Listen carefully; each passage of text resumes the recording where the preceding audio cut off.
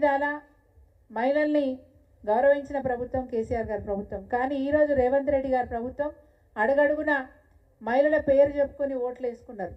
2500 ఇస్తానని చెప్పి మోసం చేసి ఓట్లు వేసుకున్నారు. ఈరోజు మహిళా శక్తి కార్యక్రమం అని చెప్పి మరి ఇప్పుడు కూడా బూటకు మాటలు నాటకపు మాటలు చెప్పుకుంటూ ఇప్పటికి కూడా మహిళల్ని మోసం చేసే ప్రయత్నమే చేస్తూ ఉన్నారు. ఈ విధంగా ఎన్నో కార్యక్రమాల ద్వారా గౌరవింపబడ్డ మహిళ ఈ తెలంగాణ రాష్ట్రంలో ఇప్పుడు మోసగించబడుతుందని చెప్పక తప్పదు. ఆనాడు మహిళలు నైట్ షిఫ్ట్ చేసుకొని ఉద్యోగాలలో ఉన్నవాళ్ళు ఇంటికి వెళ్తారంటే భయం లేకుండా ఉండడానికి షీ టీమ్స్ కూడా ఏర్పాటు చేసి భద్రత కల్పించిన ప్రభుత్వం కేసీఆర్ గారి ప్రభుత్వం. న్యూట్రిషన్ కిట్స్ ఇవ్వడం, అదేవిధంగా మహిళలు వ్యాపారవేత్తలుగా ఎదుగుతానంటే పారిశ్రామికవేత్తలుగా ఎదుగుతానంటే వాళ్ళకి సంపూర్ణమైనటువంటి సహకారం అందించడానికి వీహబ్ అనే సంస్థను స్థాపించి అడుగడుగున వాళ్ళకి గైడెన్స్ ఇచ్చి గొప్ప పారిశ్రామికవేత్తలుగా మార్చడానికి వారికి ఉన్న ఒక చిన్న ఐడియాను కూడా మరి పెద్ద పారిశ్రామికవేత్తగా మార్చడానికి కావలసిన అన్ని హంగులు అన్ని అవకాశాలు కల్పించిన ప్రభుత్వం కేసీఆర్ గారి ప్రభుత్వం. ఈ విధంగా మహిళా అభ్యున్నతి కోసం ప్రయత్నం చేసిన ప్రభుత్వం కేసీఆర్ గారి ప్రభుత్వం. మహిళలను గౌరవించిన ప్రభుత్వం కేసీఆర్ గారి ప్రభుత్వం. మహిళల్ని మోసం చేస్తున్న ప్రభుత్వం రేవంత్ రెడ్డి గారి ప్రభుత్వం అని చెప్పక తప్పదు. తులం బంగారం ఇప్పుడు ఇవ్వలేము. నేను ఒక్క మాట ఈరోజు మా సహచరులతో కూర్చొని మా మహిళా నాయకురాలతో కూర్చొని ఈ ప్రభుత్వాన్ని నేను అడుగుతూ ఉన్నాను.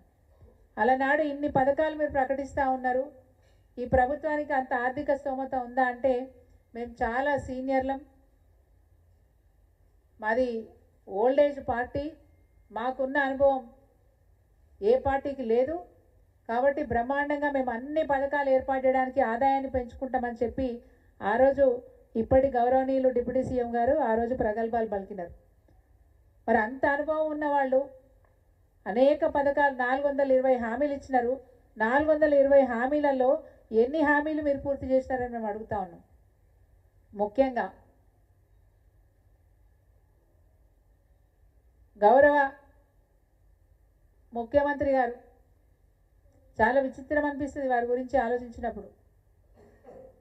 వారు శాసనసభ్యుడిగా పనిచేసినారు, శాసన మండలి సభ్యుడిగా పనిచేసినారు, పార్లమెంటు సభ్యుడిగా పనిచేసినారు, రాజ్యాంగబద్ధమైనటువంటి మరి అనేక పదవులలో చట్టసభలలో కూర్చున్న నాయకుడికి ఇప్పటి ముఖ్యమంత్రి గారికి మరి ఏం అవగాహన ఉందని మేము అడుగుతా ఉన్నాం. ఒక విజన్ లేదు, ఒక ప్రణాళిక లేదు. ఇన్ని వాగ్దానాలు ఇస్తే ఈ వాగ్దానాలు ఎట్లా పూర్తి చేస్తామనే ఆలోచన లేదు. చట్టసభలలో ఆర్థిక విషయాలన్నీ కూడా చర్చిస్తారు. బడ్జెట్ ప్రవేశపెట్టినప్పుడు ఆ ప్రతి సంవత్సరం బడ్జెట్లో చాలా